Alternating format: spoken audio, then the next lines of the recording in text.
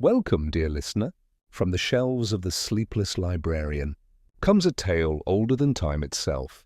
Tonight we sail with Odysseus, where gods walk the shore and the sea never sleeps. The Odyssey, Chapter 1, The Restless Palace of Ithaca.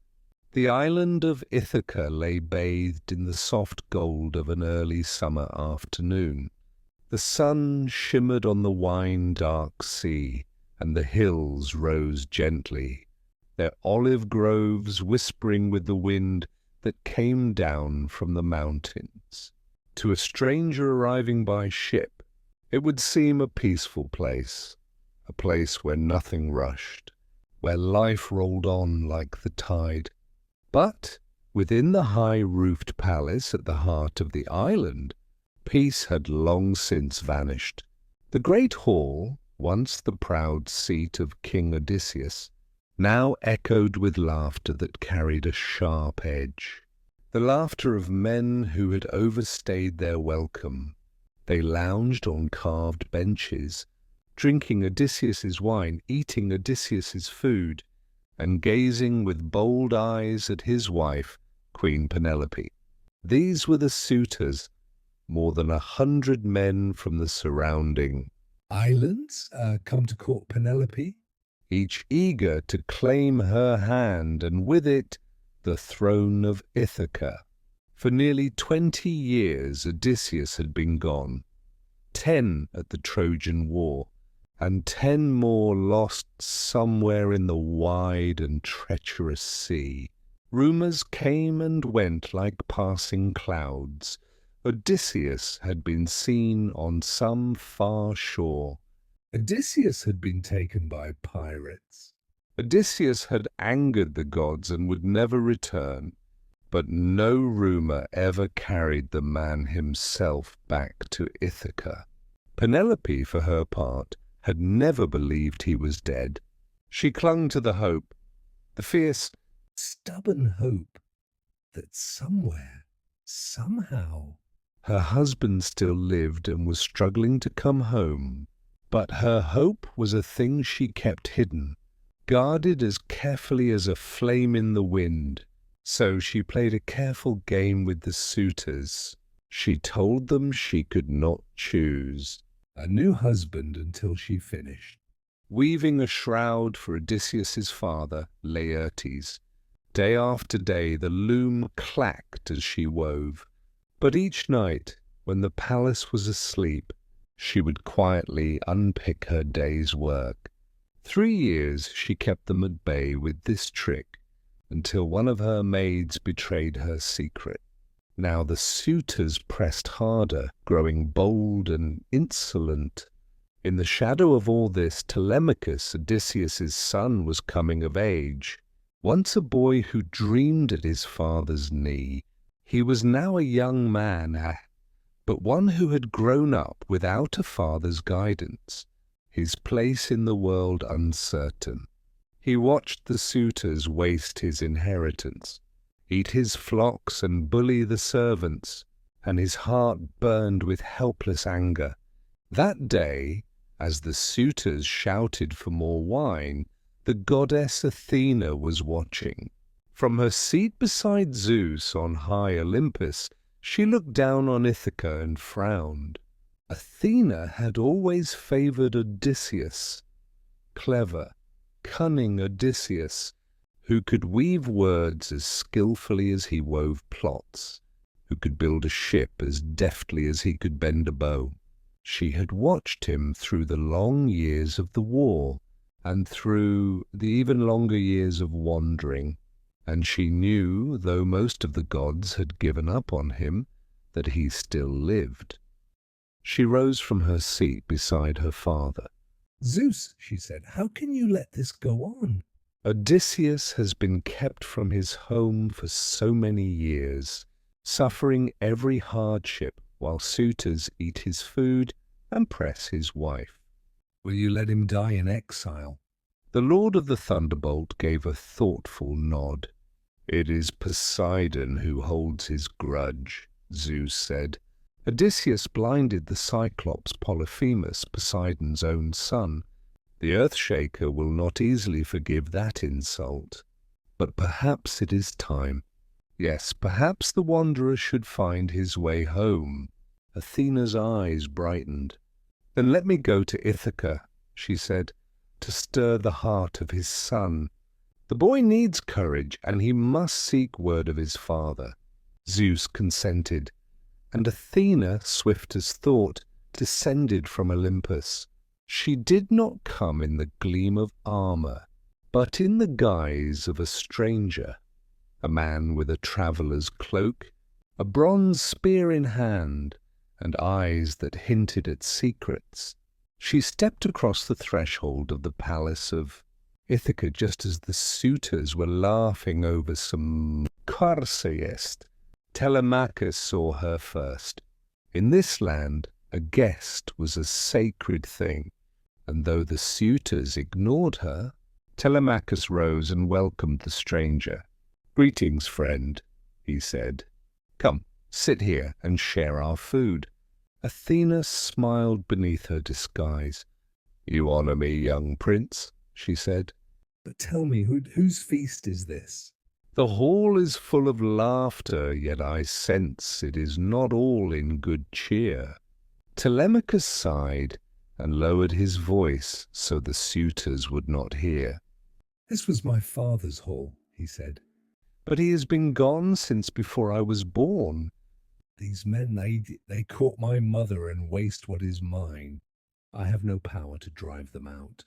The disguised goddess studied him. "And have you no news of your father?" "None that I can trust," Telemachus replied. "Some say he is dead. Others say he is a prisoner in some far land." "But I hope he still lives." Athena leaned closer. "Then be bold, Telemachus. Call the men of Ithaca to assembly. Speak your grievance before them, and demand that the suitors leave. And after that, take a ship and sail in search of news to Pylos to speak with Nestor, and to Sparta to speak with Menelaus. If your father lives, you will hear it. And if he is dead, then you may give your mother's hand in marriage and set your mind to other things." Telemachus's heart beat faster. "But I am untried," he said. "The suitors are many, and I am one." Athena's eyes flashed. "A man grows by acting. Take courage, for you are your father's son." She rose then, and before Telemachus could say more, she was gone, vanishing like mist in the morning sun. That night, Telemachus lay awake long after the suitors had staggered off to their beds. He thought of the stranger's words, and in his heart something shifted. At dawn, he took his spear and walked to the marketplace, where the men of Ithaca gathered. The elders sat on polished stones, their staves of office in hand. This was the first assembly called since Odysseus had sailed for Troy. The people murmured, curious. Telemachus stood before them and spoke. "Men of Ithaca, hear me. For too long my house has been overrun by men who feast on my father's herds, drink his wine and press my mother to wed. You all know the law of hospitality, that a guest is honored, but no guest should overstay his welcome. I ask you now to send them away back to their own halls. If my father still lives, he will return and deal with them. If he is dead, then I will arrange for my mother to marry, and the suitors can feast at her new husband's house. But this," his voice shook with anger, "this I will endure no longer." There was a stir among the crowd. Some nodded, remembering the days when Odysseus had stood among them, strong and cunning. But the suitors' leader, Antinous, rose with a mocking smile. "Poor boy," Antinous said, "it is your mother's fault, not ours. She plays with our hearts, promising to choose a husband when she finishes her weaving, and then unpicking it at night. If she will choose one of us now, we will leave your house in peace. But until then we will stay and eat." Laughter rippled through the suitors, but not through the crowd. Many looked uneasy, yet none stepped forward to challenge them. The suitors were rich and powerful, and alliances ran deep. Telemachus clenched his fists. "Then know this, I will go from here and seek my father. And if I find he lives, you will answer to him. If I find he is dead, then I will return and settle matters in my own way." And with that, the assembly broke, murmuring. The suitors returned to the palace, their laughter a little more forced than before. That evening, Telemachus walked to the shore. There, in the fading light, he found a ship waiting, its black hull drawn up on the sand. At its prow stood the same traveller who had spoken to him before. And now, for an instant the disguise shimmered away, and he saw the gleam of Athena's immortal eyes. "Come, Prince," she said. "Your journey begins." And under the first stars Telemachus stepped aboard, the oars dipping into the dark sea, Ithaca falling away behind him. Somewhere beyond the horizon lay the truth about his father, and the first stirring of a fate that would one day bring him home. Chapter 2. The Prince set sail. The sea lay like molten bronze under the first light of dawn. A faint breeze curled along the water, tugging at the ship's sail, and the air smelled of salt and the promise of far-off shores. Telemachus stood at the prow, the wind brushing his hair, and felt the strange blend of fear and excitement that comes when you step out from the life you've always known. Behind him, Ithaca was shrinking, the olive groves, the rocky hills, and the palace that had been both his home and his prison since his father's absence. Beside him stood Athena, still in the guise of the traveller named Mentor, her eyes fixed on the horizon. "Keep your courage," she said. "Every voyage begins with a single push from shore. Nestor at Pylos is wise and remembers much from the war. Listen to him well and then go on to Sparta. There you will find Menelaus and Helen, who have also wandered long before returning home." The ship's crew, sturdy men loyal to Telemachus, bent to the oars. The sea hissed and whispered under the bow. Soon the sail caught the wind, and they left the oars shipped, letting the breeze carry them south toward Pylos, the kingdom of Nestor. By the time they reached Pylos, the sun was high, and the air was filled with the smoke and scent of roasted meat. On the wide sandy shore, the people of Pylos were gathered for a great sacrifice to Poseidon, god of the sea. Nestor, the aged king, stood among them, a man with white hair, but a voice still strong, his eyes keen despite the years. Around him were his sons and grandsons, all busy with the feast. Athena leaned to Telemachus. "Do not be shy. Step forward. You were not born for small words." Telemachus swallowed and approached. The people made way for him and his companion. "Welcome, strangers," Nestor said, his tone warm. "Join us. Today we honor the Earth-shaker. Sit, eat, and drink before we speak of business." They were given places of honor. Servants brought wine in golden cups, bread still warm, and platters of tender meat. Telemachus, though hungry, ate sparingly, his mind turning on the purpose of his journey. When the feast was done, Nestor leaned forward. "Now tell me, who are you, and from where do you come?" Telemachus answered with steady voice, "I am Telemachus, son of Odysseus, king of Ithaca. My father has been gone these 20 years. I come seeking news of him, whether he lives, or whether he is dead and gone to the halls of Hades." A shadow passed across Nestor's face. "Ah, Odysseus! How well I remember him in Troy, cunning of mind, strong of arm, and ever the man to find a way where none seemed possible. But since the war's end I have had no word of him.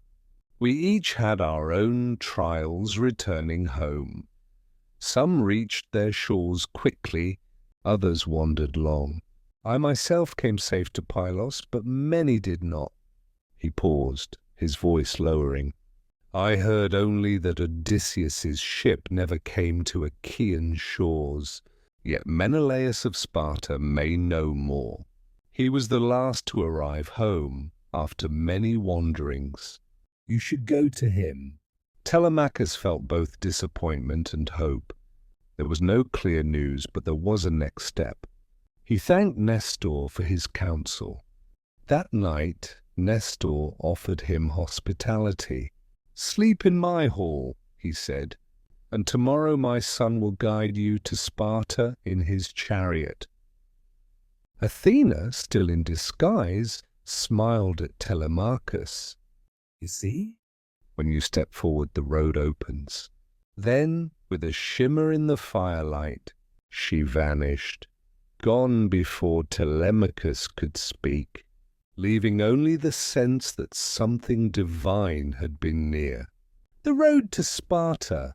The next morning, Telemachus and Nestor's son Pisistratus set out. The horses trotted swiftly over the dusty road, past fields where farmers bent over the harvest. The days passed with the rhythm of hooves and the changing of the light across the land. When at last they reached Sparta, the palace of Menelaus gleamed white in the afternoon sun. They were welcomed inside, for in that age, a stranger was always a guest first and a question later. Menelaus and Helen. Menelaus was a man of golden hair and grave eyes, his bearing still touched with the pride of a king who had led armies to war. Beside him sat Helen, whose beauty was said to be the cause of that war. A beauty that time had not dimmed, though her gaze now held the weight of many sorrows. When they learned that their guest was the son of Odysseus, Menelaus's face softened. "You have your father's look," he said. "Ah, how we fought side by side at Troy, and how he outwitted the Trojans. None will forget the horse of wood that brought the city down." "But since the war I have seen him not. My own journey home was long and bitter. I wandered to Egypt, to Cyprus, and far to the edge of the world. "And there I met the old man of the sea." Menelaus's voice took on a distant tone as he spoke.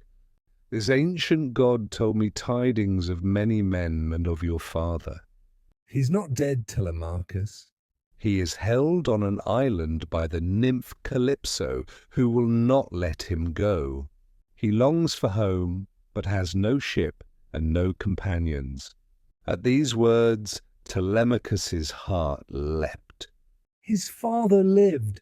But even as joy filled him, he felt the weight of the distance and the peril that still lay between them. Helen, watching him, spoke softly.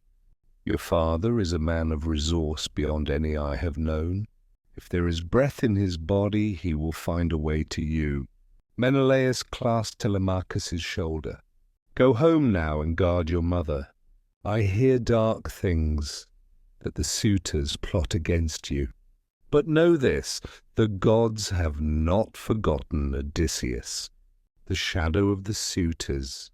While Telemachus was far from Ithaca, the suitors indeed began to scheme. Antinous and his companions. angered by the prince's boldness, lay in wait along the straits between the islands. They planned to kill him on his return, leaving Penelope with no protector. But Penelope heard whispers of the plot.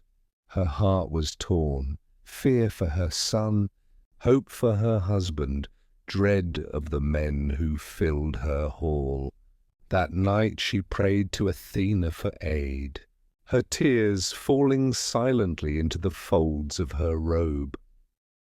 And though Telemachus did not yet know it, the goddess had heard. That night in Sparta, Telemachus dreamed of Ithaca, the olive trees swaying in the wind, the scent of the sea, and a shadow on the threshold of his home, waiting.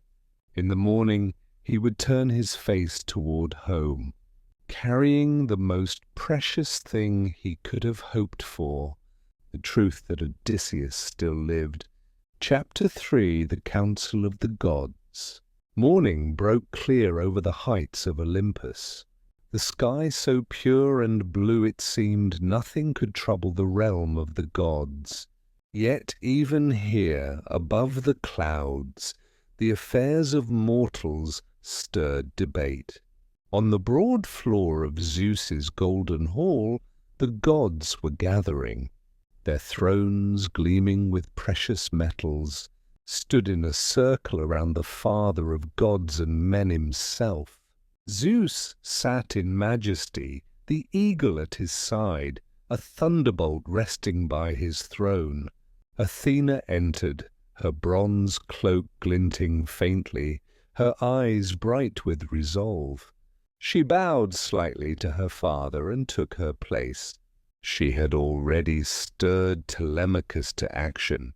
Now it was time to turn her attention to the man himself, the wanderer who had been gone from home for 20 years. When all were seated, Zeus lifted his hand for silence. "Let us speak," he said. "For too long, the fate of Odysseus has hung in the balance.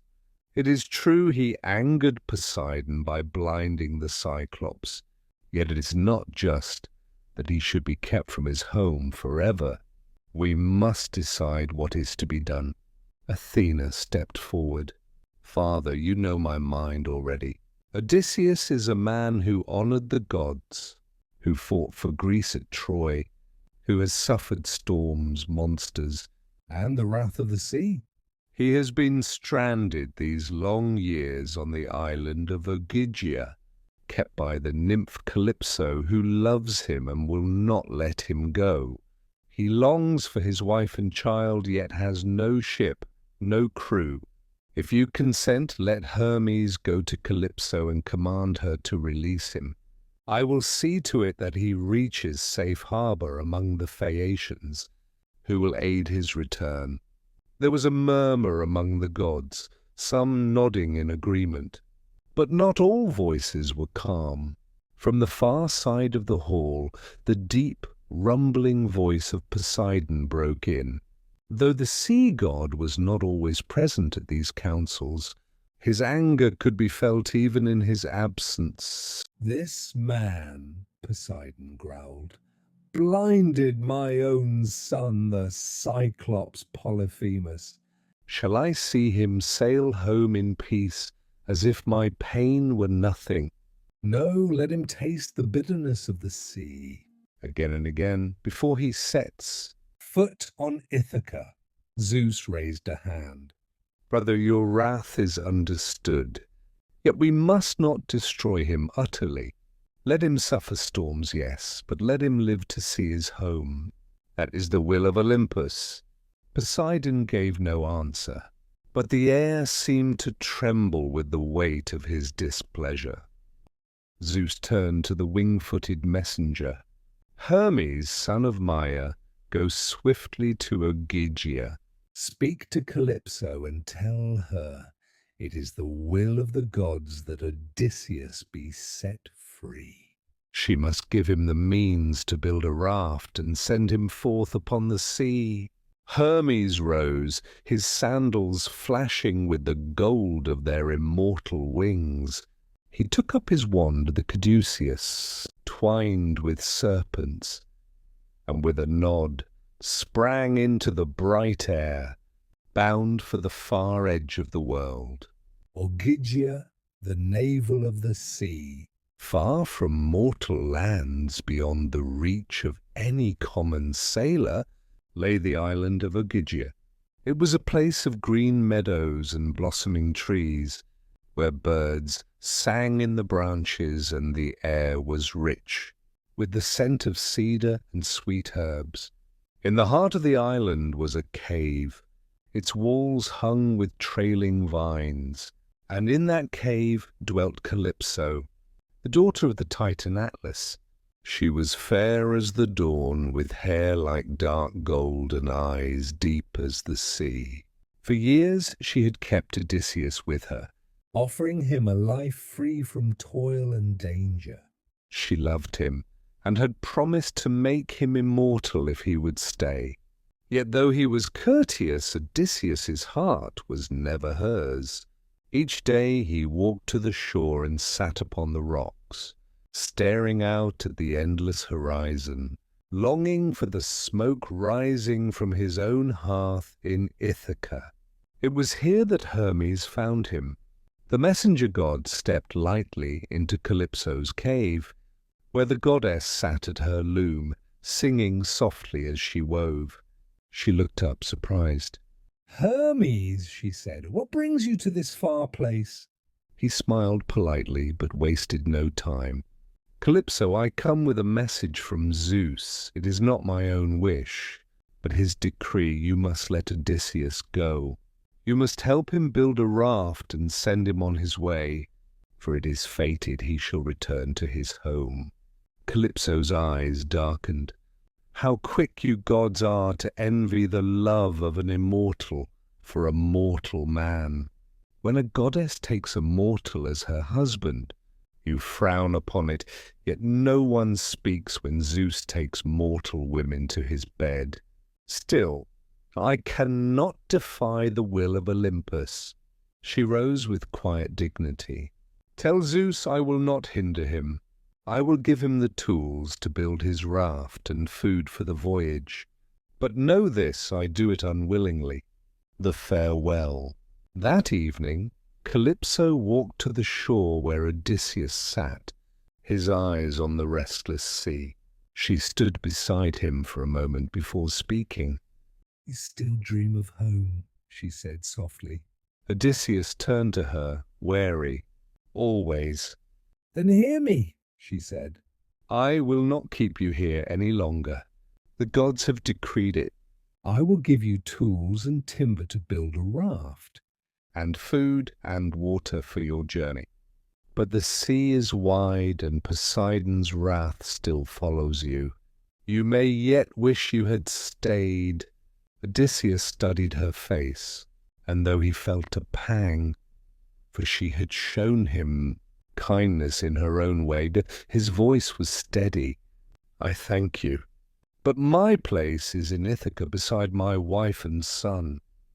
The next morning she led him to the forested slopes of the island. There she placed an axe in his hands and showed him where the tall pines and firs stood. With his own skill, he felled the trees, trimmed them, and shaped them into a sturdy raft. Calypso brought cloth for a sail and pegs and ropes for the fastening. For 4 days he worked, and on the 5th the raft was ready, a broad platform bound with strong ropes, with a mast at its centre. Calypso gave him a skin of wine, a larger skin of fresh water, and a sack of provisions, bread, dried meat, and sweet fruit. When at last the moment came, she stood with him on the beach. The waves curled around their ankles. "Go then," she said, "and may you find the home you seek." Odysseus stepped onto the raft. The wind caught the sail, and the shore began to slip away. Calypso watched until he was a speck on the horizon. then turned and walked back into her empty cave. Poseidon's vengeance. For 17 days Odysseus sailed under clear skies, guiding by the stars, his heart lifting as the seabirds began to appear, a sign that land was near. But on the 18th day, as the coast of the Phaeacians' land came into sight, the sea beneath him began to heave and darken. Poseidon, returning from a feast among the Ethiopians, had seen him. "So," the earth-shaker growled, "the gods have let him slip away from Mogygia, but he will not reach land without tasting my power." He struck the sea with his trident, and the waves rose like mountains. The sky blackened, the wind howled, and Odysseus's raft buckled under the assault. The mast snapped. The sail was torn away. He clung to the ropes as the sea hurled him from crest to trough, salt stinging his eyes. When the raft began to splinter, the sea goddess Ino took pity on him. She rose from the depths in the form of a seabird and called out, "Mortal, take this veil. Wrap it around your chest, and it will keep you from drowning. Cast off your raft and swim to shore." Odysseus hesitated, wary of tricks, but as another wave shattered the last of the raft, he seized the veil and struck out for land. For 2 days he swam, battling the waves, until at last he staggered onto a beach, his body trembling with exhaustion. There, beneath the shelter of 2 olive trees, one wild, one cultivated, he spread leaves for bedding, pulled the veil from his chest, and let sleep claim him, his heart still beating with the thought, "I am alive, for now." Chapter 4: The Storm and the Shore. The first light of dawn slid across the sky, turning the sea from black to silver, and touched the sleeping form of Odysseus. He stirred among the pile of leaves beneath the twin olive trees. His limbs ached with the memory of the storm. His skin was stiff with salt, and every muscle throbbed from the long struggle against Poseidon's waves. For a time he lay still, listening. The surf rolled in and out, a steady breath. Birds called from the trees above. Somewhere far off, he thought he heard the murmur of voices. Light, lilting and unfamiliar. When at last he rose, he saw that the place where fate had cast him was a land of gentle beauty. The beach curved in a crescent, its white sand giving way to green meadows. Beyond, the slopes were dotted with flowering shrubs, and farther still the dark shapes of forested hills. But Odysseus knew that appearances could deceive. Many a time he had been wrecked on strange shores, only to meet danger. He moved cautiously, following the sound of water until he came to a clear river. There he knelt to drink, then washed the salt from his hair and skin. The princess at the river, in the city of the Phaeacians, not far from where Odysseus had come ashore, King Alcinous ruled with his wife Arete. Their daughter, Nausicaa, was a maiden fair and strong, with eyes like the summer sea. That morning she had been visited in her dreams by Athena, who spoke in the voice of a dear friend. "Nausicaa, your wedding day will come soon. Would it not be wise to wash your finest clothes? Ask your father for a cart, and go to the river with your maidens. There you will find not only clean garments, but perhaps the thread of fate that will shape your life." When Nausicaa woke, the dream clung to her like perfume. She went to her father and asked for the cart, saying only that she meant to wash the household linens. Alcina smiled and agreed. So Nausicaa and her maids loaded the cart with fine clothes, a jar of oil for anointing the skin, and baskets of food. They led the mules down to the river where the water ran broad and clear. There they spread the garments on the sun-warmed stones, then bathed, laughing and splashing, their voices ringing like bells. When the washing was done, they sat to eat their meal. Afterward, Nausicaa began a game of ball, her long hair gleaming as she ran. But when one of the girls missed a catch, the ball flew into the river with a splash, and their startled cries echoed into the trees. The meeting! Those cries reached Odysseus, who was resting in the shadow of the willows nearby. He rose, torn between caution and need. Here were people, perhaps his first hope of aid. But he was naked, salt-stained and wild-looking after days at sea. Athena, unseen, steadied his mind and lent him a glimmer of charm to soften his rough appearance. Breaking off a leafy branch to cover himself, he stepped from the trees. The maidens shrieked and scattered toward the cart. All but Nausicaa. She stood her ground, though her eyes widened. Odysseus kept his distance and spoke in a voice low but clear. Lady, I am no threat to you. I am a man broken by the sea, flung here by storm. I know not where I am, nor who rules this land. I beg you, give me clothing and guide me to your city. Nausicaa's gaze softened. She had the courage of her royal blood, and Athena's whisper in her heart. "Stranger," she said, "the gods themselves must have brought you here. This is the land of the Phaeacians, and my father, Alcinous, is king." We will not turn away a guest.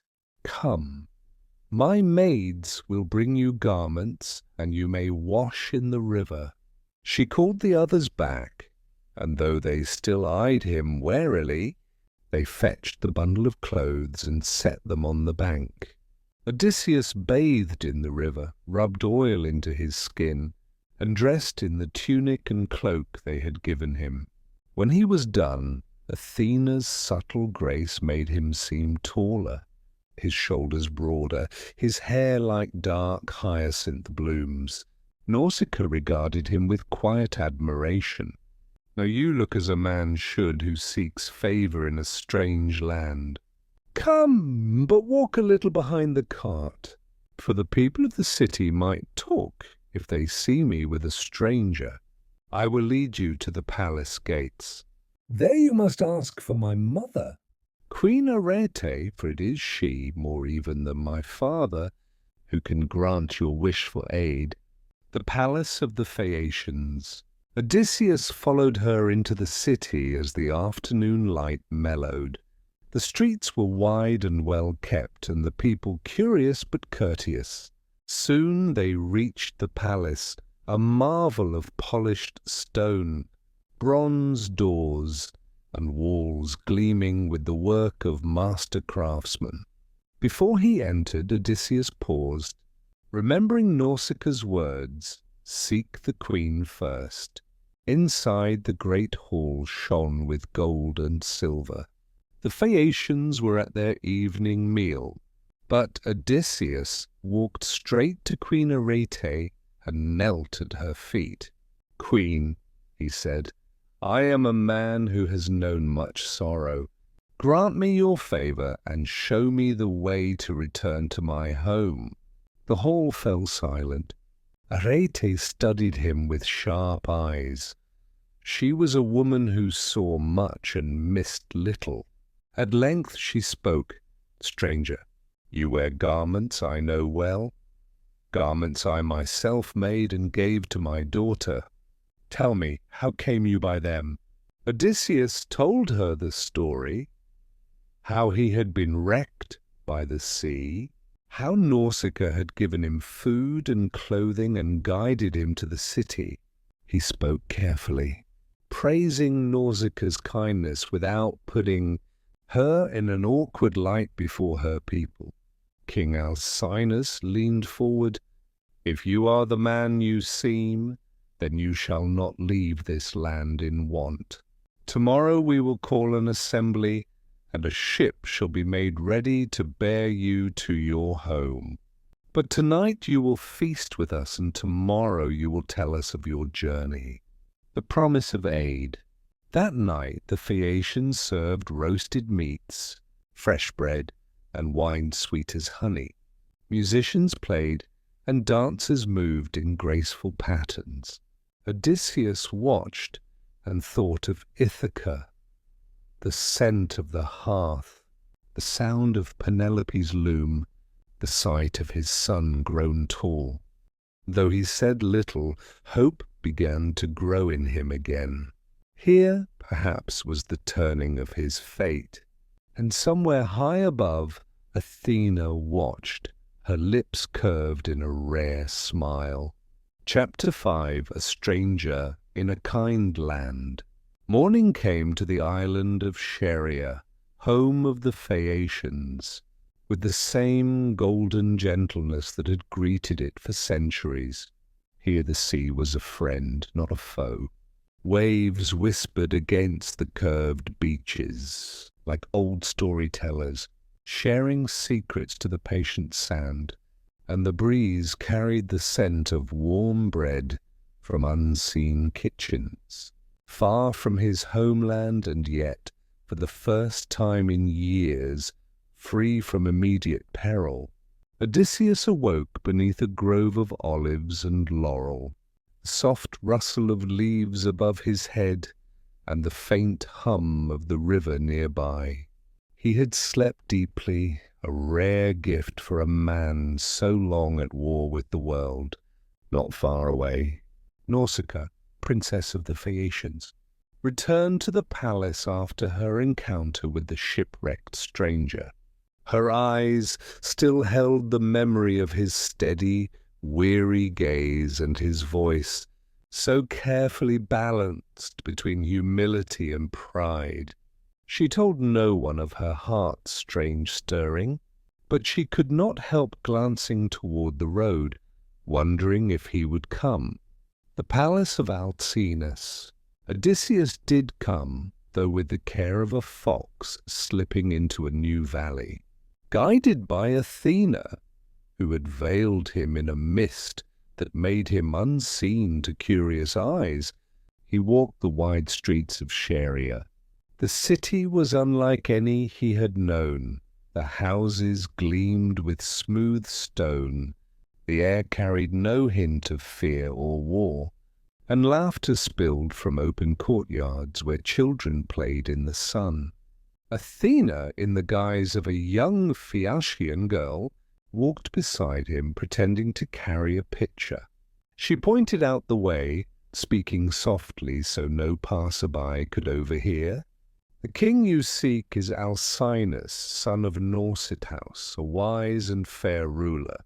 But here, strangers do not press themselves into the feasting halls unbidden.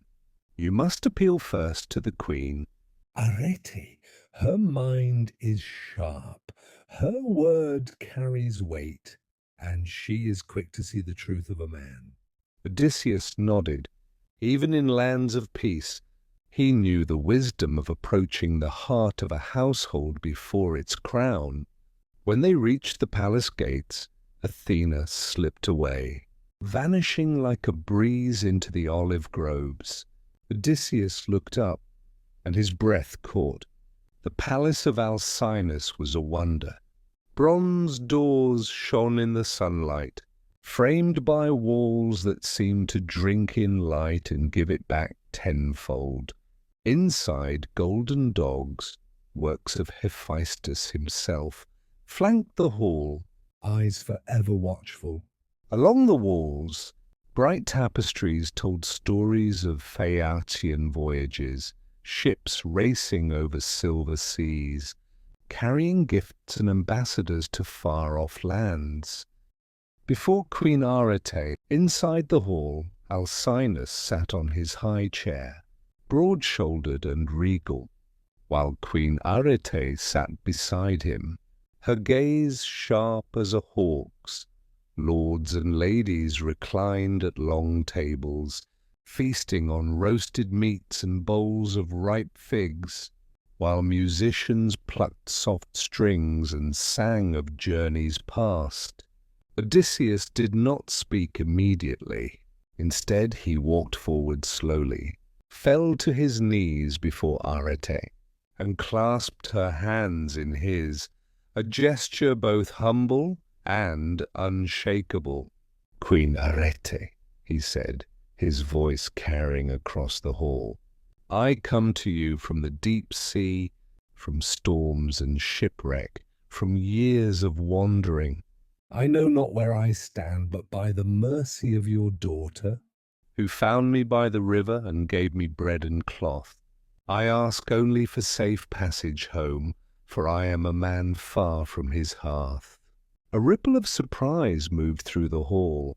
It was not common for a stranger to kneel before the queen before. addressing the king, but here, It was the right move. Arete's eyes softened, though her mind still worked like a weaver's shuttle, weighing his words. "Rise, stranger," she said. "You are among people who prize the honor of hospitality.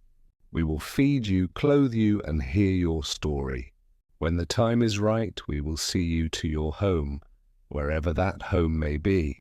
At this, Alcinous added, "If your heart proves true and your tale worth hearing, you may find more than just safe passage. The Phaeacians are generous to those the gods favor. Feast of welcome. Servants brought him to the tables and set before him a plate piled with meats and fish, fresh from the morning's catch. Bread warm from the ovens was placed in his hands, and a goblet of sweet wine was poured for him. Odysseus ate without haste, but with gratitude, feeling the weight of hunger ease from his bones. The warmth of the wine spread through him, loosening the tight knots of worry and weariness. Yet his mind remained alert, for he knew that in halls such as these, a man's safety often hung on the threads of his story. When the meal was done, a blind bard was brought forth, Demodocus, beloved of the Muses. His white hair framed a face lined by both age and joy. The bard tuned his lyre, and the first notes shimmered in the air like sunlight on water. The song of Troy. Demodocus began to sing of the Trojan War, the very war Odysseus had fought in for 10 long years. His voice carried the rise and fall of heroes, the crash of spears, the cries of the wounded, and the cunning of a man who devised the wooden horse that brought Troy to ruin. At first, Odysseus listened with the composure of a warrior long hardened to memory.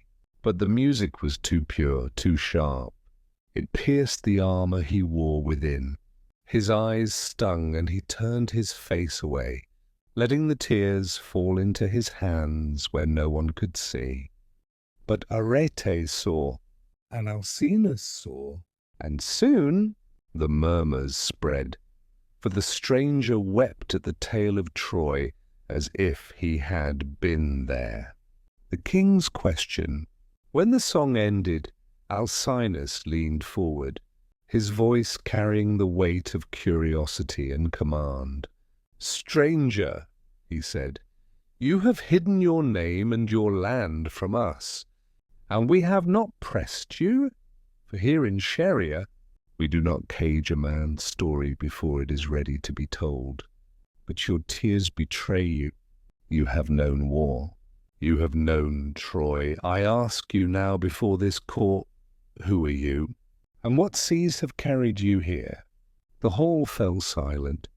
The fire crackled in the great hearth, casting dancing shadows on the bronze doors. Odysseus knew the moment had come, the moment when a man's truth becomes his only shield.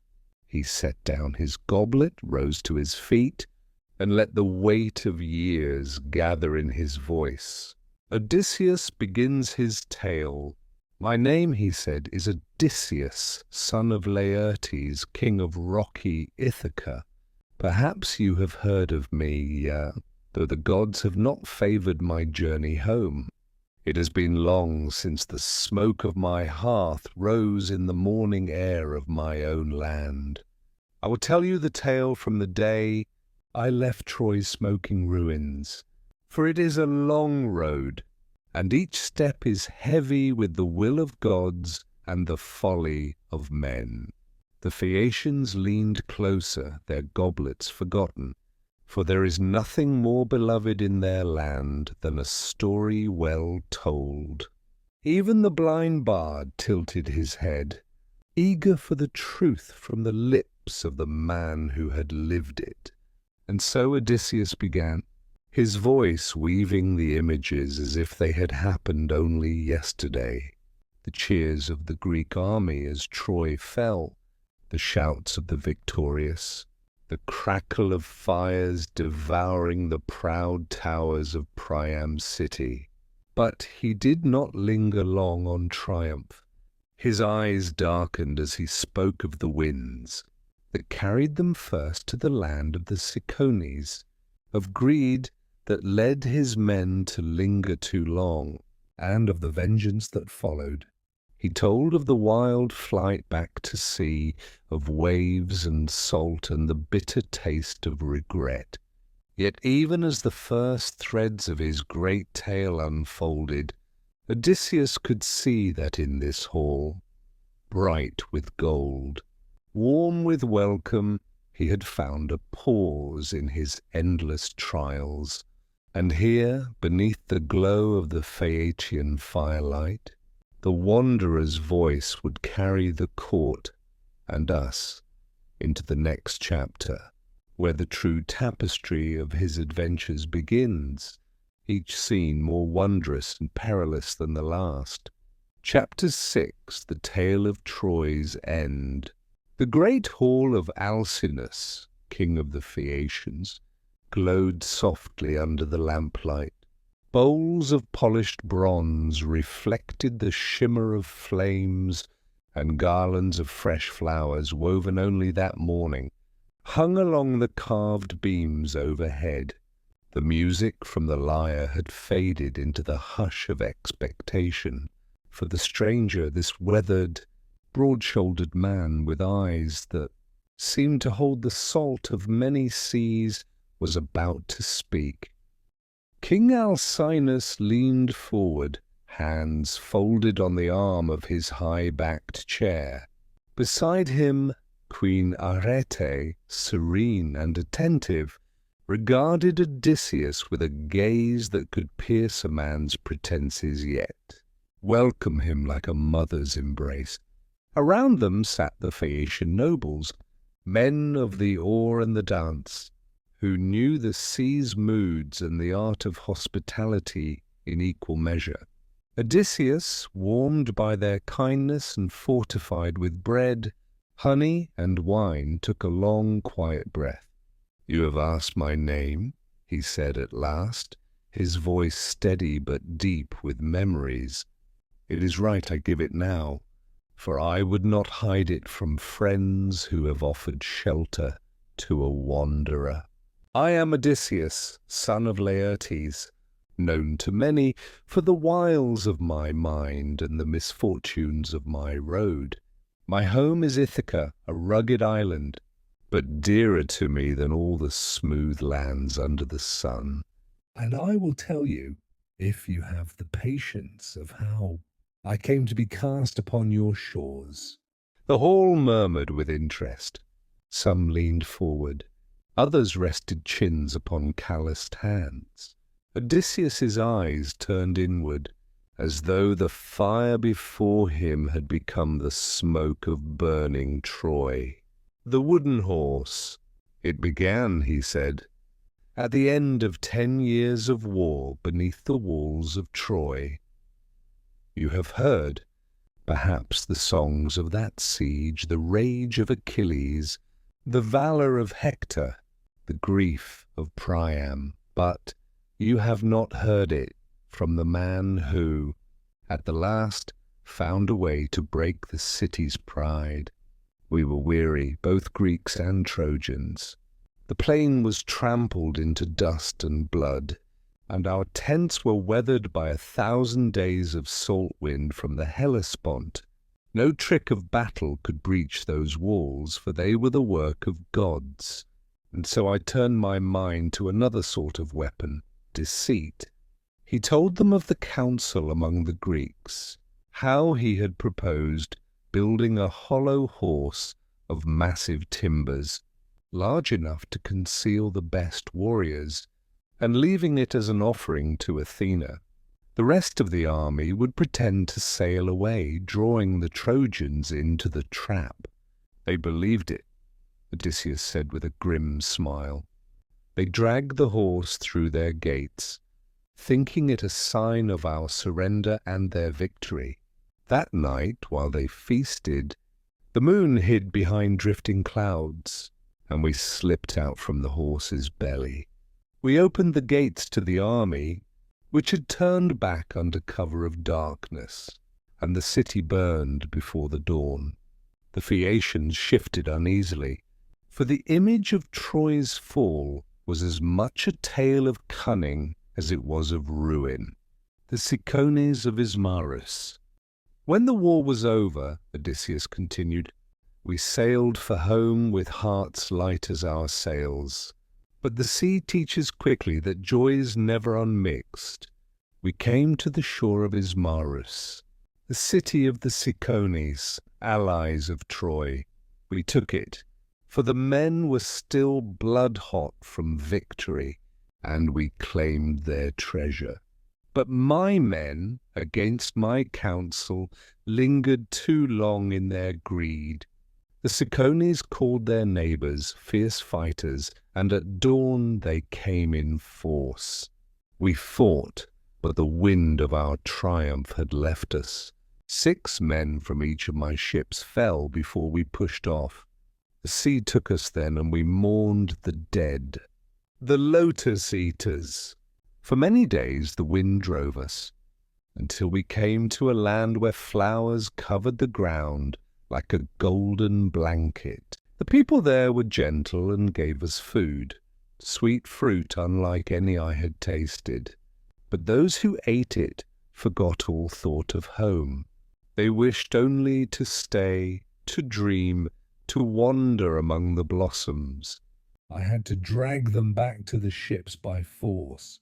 For the lotus steals a man's memory of his purpose, and we set sail again, hearts uneasy. The cave of the Cyclopes.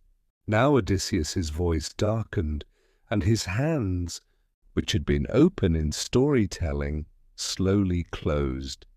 We came next to a shore where great cliffs rose sheer from the water. There were goats on the slopes and caves in the rock. I took a small party to explore, carrying with us a skin of wine so strong it needed water to be drinkable. We found a cave full of cheese and milk, and we waited for its owner. He was Polyphemus, a cyclops, giant as a hill, with a single eye in the center of his brow. He shut us in with a stone no 20 men could move, and began to eat my men 2 at a time. There was no fighting such a monster. But I had brought that wine for a reason. I offered it to him, and when he had drunk deep, I told him my name was Nobody. He laughed, swaying with drunkenness, and promised to eat me last. When he slept, we drove a sharpened stake into the fire, then into his eye. He roared and thrashed, calling to the other Cyclopes. But when they asked who hurt him, he shouted, "Nobody's hurting me!" And they left him to his pain. In the morning, he rolled away the stone to let his sheep out, feeling their backs for us as they passed. But we clung to their bellies and escaped. I should have left it there, but my pride. Ah, pride is a harder chain to break than iron. From the water, I called back my true name, and he cursed me, calling on his father Poseidon to avenge him. and so the god of the sea marked me for his wrath. The hall was silent, except for the crackle of the torches.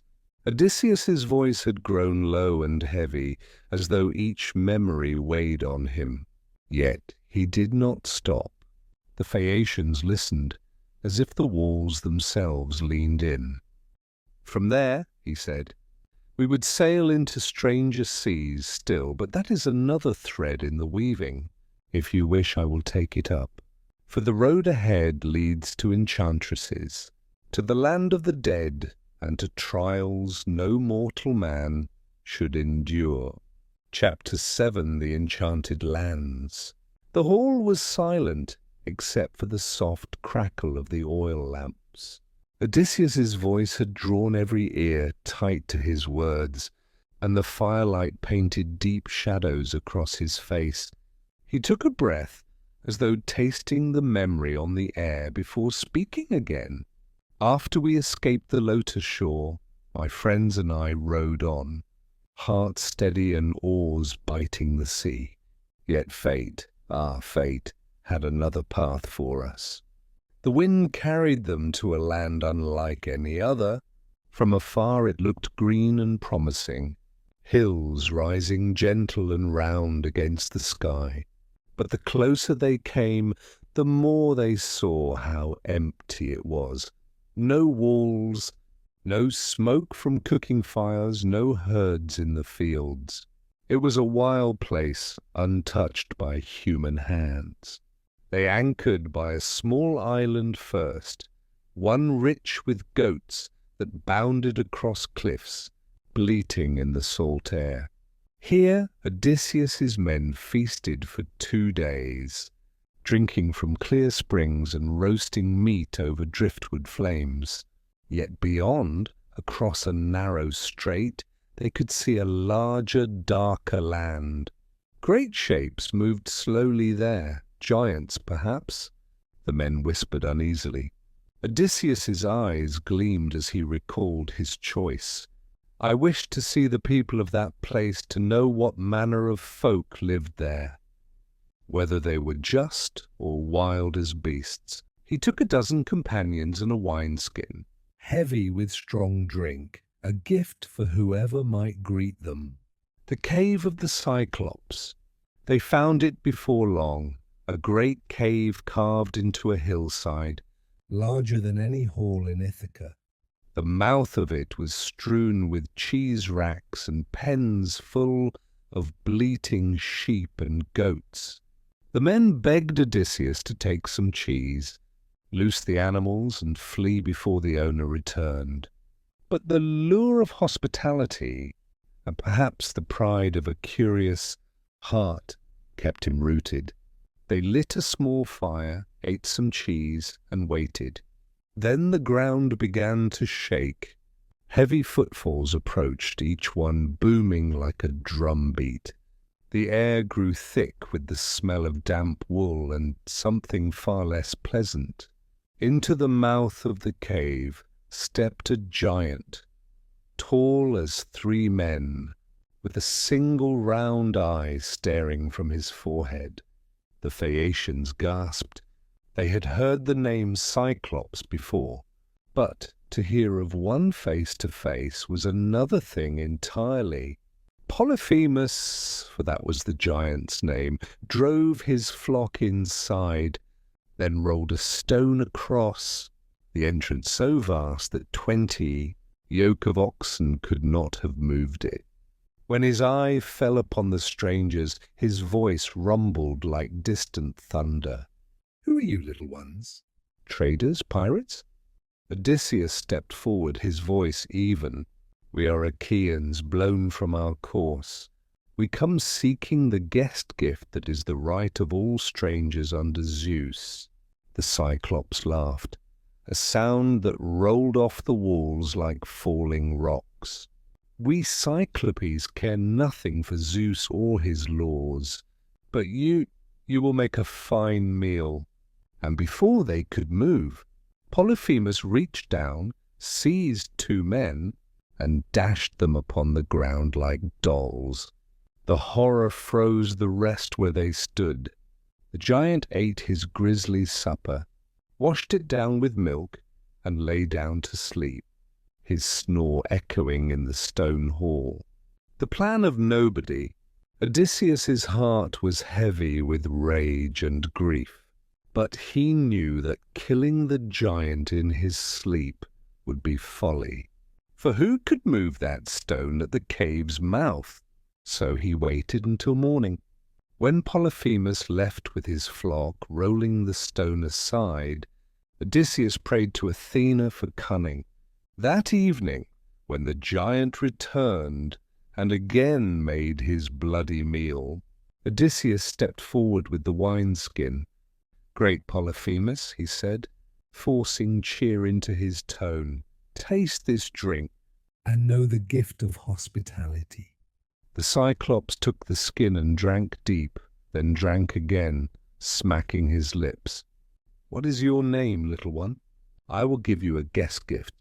Odysseus smiled a wolf's smile. "My name is Nobody." The giant laughed until tears shone in his single eye. "And I shall eat Nobody last of all, as his gift." The wine soon dragged Polyphemus into a deep, snoring sleep. Then Odysseus and his men took a great olive stake they had sharpened, heated it in the fire until it glowed red, and drove it into the Cyclops' eye. The roar that followed shook the cave like an earthquake. Polyphemus tore the stake free, bellowing for help. Other Cyclopes shouted from nearby cliffs, "Who's hurting you, brother?" Nobody's hurting me," Polyphemus wailed, and so they left him, thinking it a trick of sickness or madness. The curse of Poseidon. At dawn, the blinded giant rolled aside the stone and sat in the cave's mouth, feeling each sheep as it passed to catch the men. But Odysseus had tied his companions beneath the bellies of the largest rams, and so they slipped past unseen. They boarded their ship in trembling silence and pushed off. Only when the shore was a safe distance away did Odysseus's pride flare. Standing at the prow, he cupped his hands to his mouth. "Cyclops." "If any ask who blinded you, tell them it was Odysseus of Ithaca." A hush fell over his men, for they knew such boasting could wake darker forces. Polyphemus lifted his hands to the sky and called upon his father, Poseidon, god of the sea. "Grant that Odysseus may never reach his home. But if fate decrees he must, let it be after many years, with all his crew lost in a stranger's ship, to find sorrow waiting in his halls." The sea seemed to shudder at the words. Odysseus looked down at the waves and knew that a shadow had just fallen over his journey. Chapter 8, Trials of the Sea. The Phaeacians leaned forward, their cups forgotten. Odysseus's voice was the only current in the room now, carrying them through the foam and spray of memory. After we fled the Cyclops' shore, our hearts were heavy. 6 men lost in that cave, and worse, the curse of Poseidon hanging over our heads like a storm cloud. Still, the gods had not abandoned them entirely, for soon they came to the floating island of Aeolus, keeper of the winds, the bag of winds. Aeolus's halls were unlike any place. Odysseus had seen bronze walls shining in the sun, doors that opened to the smell of roasting meats and the laughter of 12 children.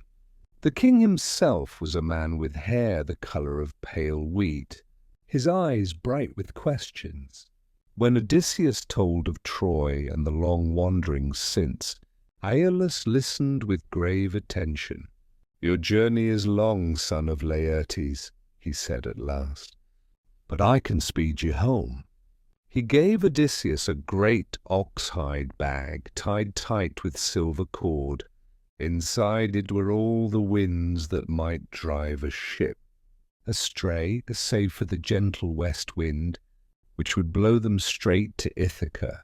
For 9 days they sailed, the breeze steady and sweet, the island of Ithaca almost within sight. Odysseus, exhausted, finally lay down to sleep, but his men, curious and greedy, whispered among themselves, "What treasure has Aeolus given him? Gold? Silver? He will return home rich, and we with empty hands." While he slept, they untied the bag. The winds burst forth like wild beasts, screaming and clawing at the sails. The ship spun, the prow biting into waves higher than a man's spear could reach. By dawn they were once again far from home, back at Aeolus's island. This time the Wind King shook his head. "If the gods curse you, Odysseus, I will not fight them." And he turned them away. The land of the Laestrygonians. Next, they came to a harbour ringed by cliffs with only one narrow entrance. At first it seemed safe, a peaceful town with smoke curling from hearths, but the air was too still, too heavy. Odysseus, cautious, kept his own ship outside the harbour and sent scouts. They found a towering woman drawing water from a well. She pointed them toward the king's hall, but when they entered, they found not a welcome, but a trap. The king, a giant with arms like tree trunks, seized one of the men and smashed him to the floor. His guards came running, hurling boulders from the cliffs into the harbour. Ship splintered like driftwood. Spears as long as masts rained down, skewering men before they could cry out. Only Odysseus's own ship escaped, cutting the lines and rowing desperately out to sea. The rest of the fleet was gone. Circe's island.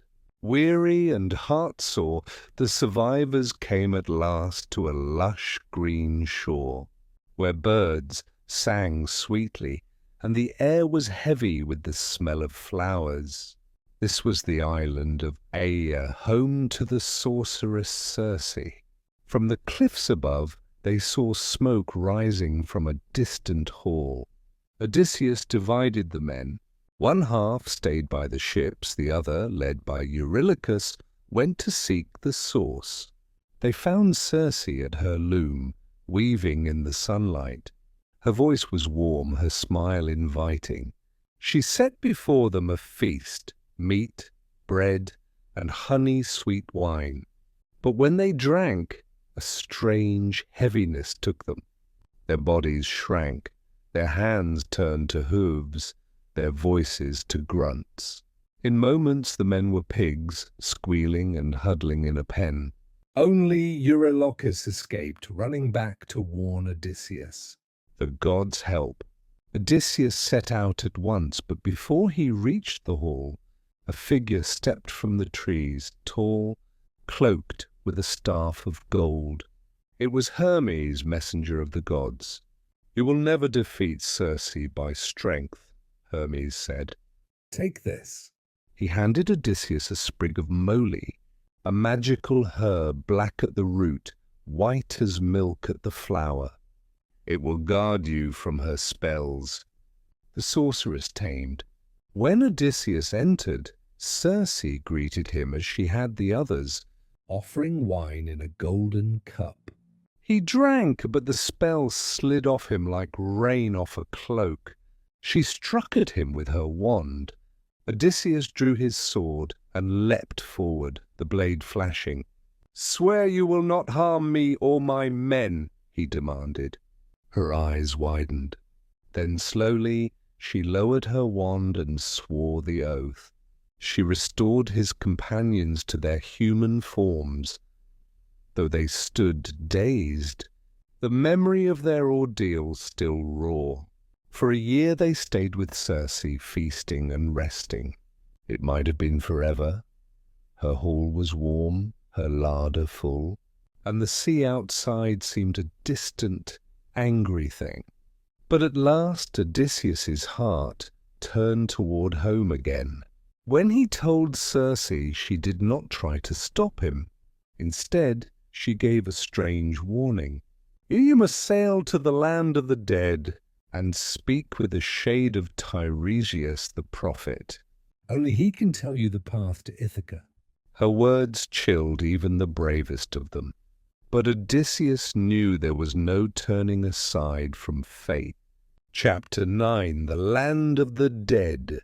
The hall of the Phaeacians was silent. Even the crackle of the torches seemed softer now, as if the flames themselves were listening. Odysseus's gaze had drifted far away, not toward the sea, but down into places no living man should tread. The black shore. They sailed as Circe had told them, over waters that grew darker by the day. The wind that carried them was thin and cold, smelling of rain and iron. At last they reached a shore that seemed to swallow the light. No birds sang here. No waves broke on the sand. The air hung still, heavy and waiting. Odysseus led his men inland until they came to a place where black poplars grew and a stream ran dark as pitch. There he took the ram and the black ewe Circe had given him. The ritual. With his bronze blade he dug a pit. Into it he poured honey, wine, and water, then sprinkled barley and lifted his hands to the sky. Hear me, gods of the underworld, and you, mighty Persephone.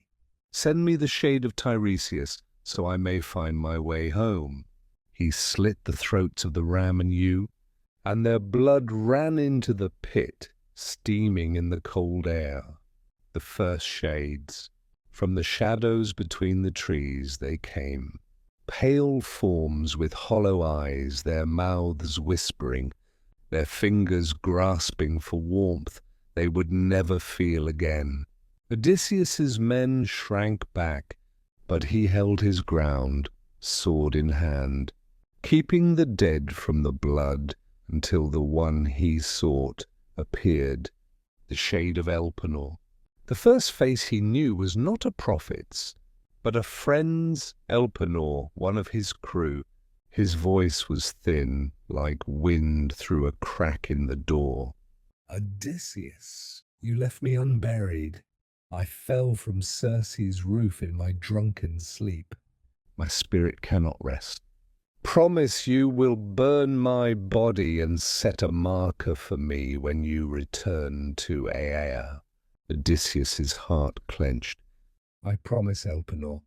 You will not be forgotten. The prophecy of Tiresias. Then Tiresias came, blind in life, yet seeing all in death. The blood touched his lips and his voice was strong. Son of Laertes, master of schemes. You seek the road home, but the path is thorned. Poseidon will not forget the blinding of his son. You will come to Thrinacia, where the sun god's cattle graze. Leave them unharmed, and you may yet return, though in grief and loss. Touch them, and ruin will follow. He told of suitors feasting in Odysseus's halls, of a final journey with an oar on his shoulder, and of a quiet death far from the sea. The queen's ghost.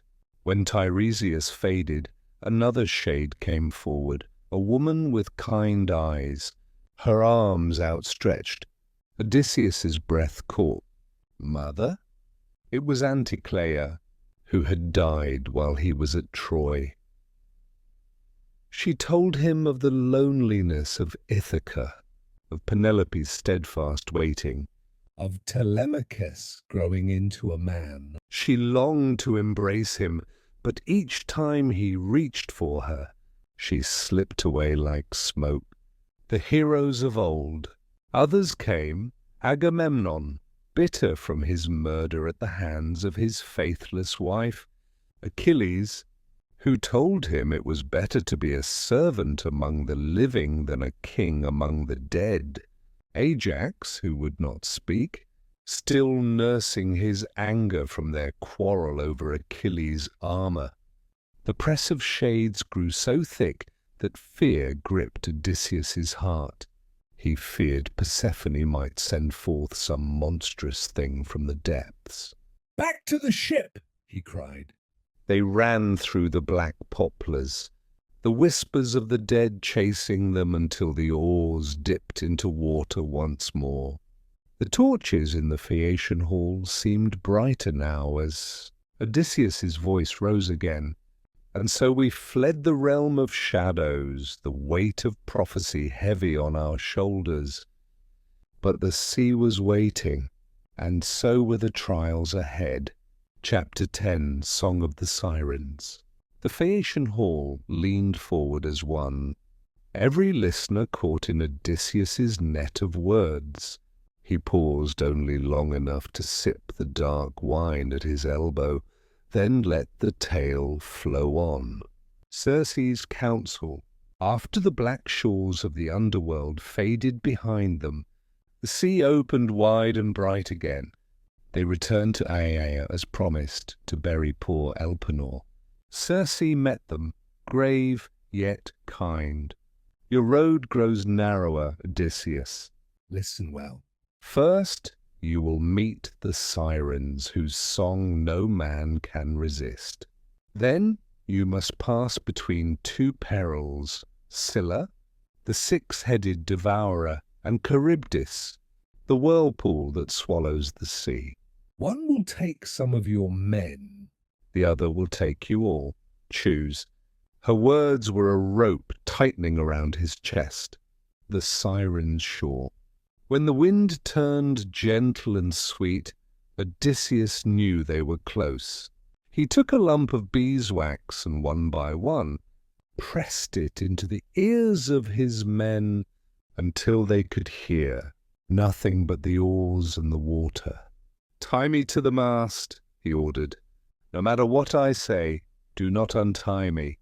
The ship slid nearer and the song began. The song that pierces the heart. It was not loud, it was soft, like the voice of someone you have loved all your life but lost. Come to us, Odysseus. We know you. We know your battles, your triumphs, your grief. We will tell you what you seek, show you the faces you miss. The sweetness was like honey laced with poison. Bound to the mast, Odysseus strained until the ropes bit into his skin. He begged, ordered, even cursed his men to release him, but they rowed on, blind to his struggle, deaf to the song. When at last the voices faded, he sagged against the wood, heart aching as if he had left a piece of himself behind. Scylla and Charybdis. There was no time to rest. The sea narrowed into a dark strait. On one side, a mountain cliff where Scylla lived, her 6 long necks waiting in shadow. On the other, Charybdis, a whirlpool that breathed in and out like the lungs of the sea, each pull threatening to drag the ship down to the bones of the deep. Odysseus kept his men focused on the oars, steering close to Scylla as Circe had advised. Better to lose some than all. The 6 lost. The moment they passed the cliff, she struck, faster than any thought. 6 heads shot down, each seizing a man. The cries of his crew were snatched by the wind, their arms flailing as they vanished into the sky and the moor beyond. Odysseus could not fight. His sword was useless against her reach. He could only grip the tiller and steer onward, his jaw locked against the grief. The island of the sun, shaken but alive, they came to Thrinacia, where the sacred cattle of the sun god grazed. Odysseus begged his men not to land, but storms drove them ashore. For a month the wind howled and supplies dwindled. Hunger gnawed at their bones. One night, while Odysseus slept, his men slaughtered the god's cattle, feasting on their meat. When the storm cleared, they set sail again. But the sun god had seen Zeus's wrath. A bolt of lightning split the mast. The ship shattered. All his men were flung into the sea, swallowed by the waves. Only Odysseus clung to the wreckage, the salt burning his eyes. The current dragged him back toward Charybdis, which swallowed the remains of his ship whole. Clinging to a fig tree above her moor, he waited until she spat up planks, then drifted alone for 9 days. Calypso's shore. At last, the sea laid him upon the island of Ogygia, where Calypso, the nymph with hair like sunlight, found him half dead on the sand. She would keep him there for years, until the gods themselves ordered his release. Odysseus's voice softened like a wave sliding up the shore. And so, noble hosts, I came to be here, washed from storm to storm, from god to god, until your kindness gave me a place to speak again. Now I ask only for passage home. The Phaeacians were silent for a heartbeat. Then their king nodded. Tomorrow, Odysseus, you shall have a ship. Ithaca at last. The next dawn in Phaeacia was bright and windless. Odysseus stood at the rail of a sleek black ship. The sea laid out before him like polished glass.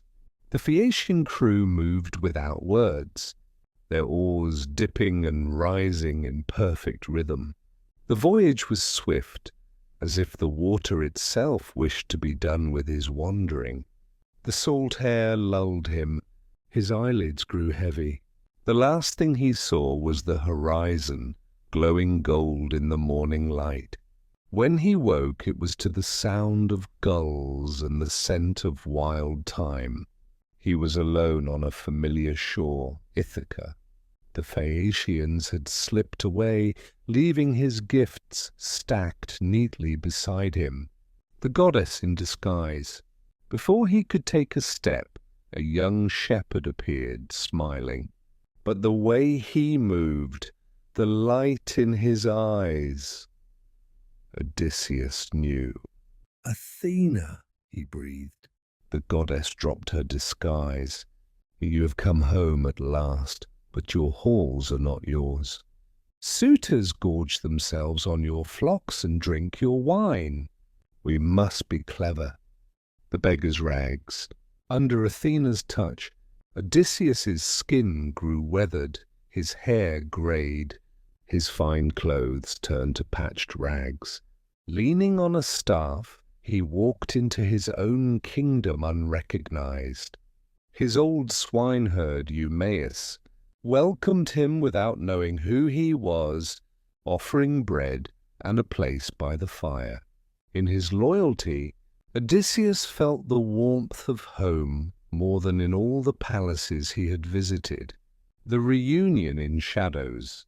When Telemachus returned from his own travels, Athena lifted the veil. Father and son stood staring, the years between them bridged by a single heartbeat. Then they embraced, the grief of 20 years spilling in silence. Together they made their plan. The bow that no one could string. In the great hall, Penelope had set a challenge. Whoever could string Odysseus's bow and shoot an arrow through 12 axe heads would win her hand. One by one the suitors failed, their faces twisting in frustration. The ragged beggar stepped forward. Laughter filled the room. But when his hands touched the bow, it sang as it once had, the string drawn in a single smooth motion. The arrow flew straight and true through all 12 axes. The reckoning. The laughter died. Another arrow followed. But this one found a suitor's heart. Telemachus and the faithful herdsman closed the doors. The hall rang with the clash of bronze and the cries of the doomed. When it was over, silence settled like dust after a storm. Penelope's test. Penelope did not run to him at once. Instead, she spoke to a servant. "Move our bed out of the chamber." Odysseus turned, frowning. "No man can move that bed. I built it into the olive tree that grows through the room." Her eyes filled with tears. "It is you." And at last she was in his arms, the years of longing falling away like shadows at sunrise. Peace at last. Athena herself stilled the hands of vengeance among the dead suitors' kin. The halls were cleaned, the hearths lit. That night, Odysseus lay in the bed he had made, listening to the sea beyond the cliffs, not as an enemy, but as an old companion. His journey was over. The winds could blow where they pleased. Ithaca was his again. And so, dear listener, Odysseus's long journey comes to an end, the sea at rest, Ithaca his at last. Thank you for joining me on this voyage. May your own dreams be calm, your heart at peace, and your sleep deep and gentle.